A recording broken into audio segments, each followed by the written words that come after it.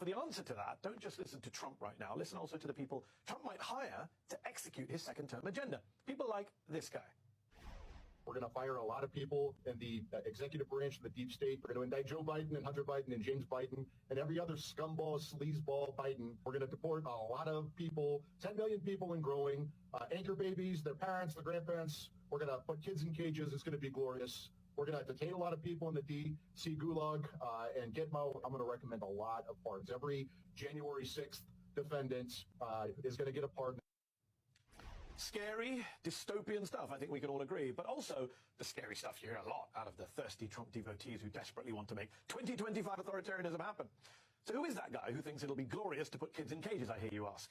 Just some rando with a podcast trying to draw more crypto and survival seed advertisers? Sadly, no. He's Mike Davis, a conservative lawyer and activist with a serious inside track to a top job under a President Trump 47 at the Justice Department. A top job with power over prosecutors and investigators and armed agents. He's been a fixture on Fox ever since, though he spent most of his time last year complaining about big tech. Guess why? I've been kicked off Twitter 5 times for hatred.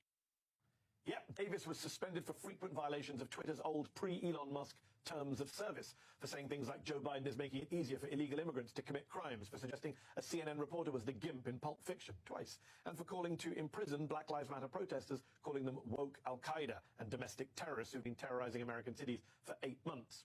Fortunately for Davis, Elon Musk's Twitter, and of course Fox, let him speak his mind.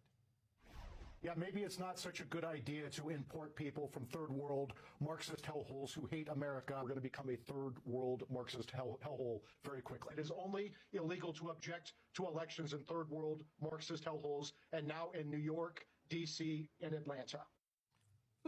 Maybe it's just a coincidence that he calls American cities with large minority populations third world hellholes. Surely he's not trying to blow any dog whistles there. Still too subtle for you? Then move to Twitter, where Davis has written, quote, "The violent black underclass is a danger to America. We must resume the mass incarceration of these thugs. In the meantime, Americans must arm up. These monsters will kill."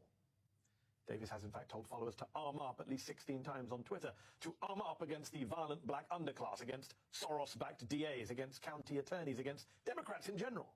All while tweeting the individual names of journalists, college professors, and politicians he would send to the gulag, including saying that he would throw Tim Miller, that never-Trump Republican you just saw interviewing Bannon, who is a gay man, quote, in the women's cell block in the D.C. gulag. In fact, that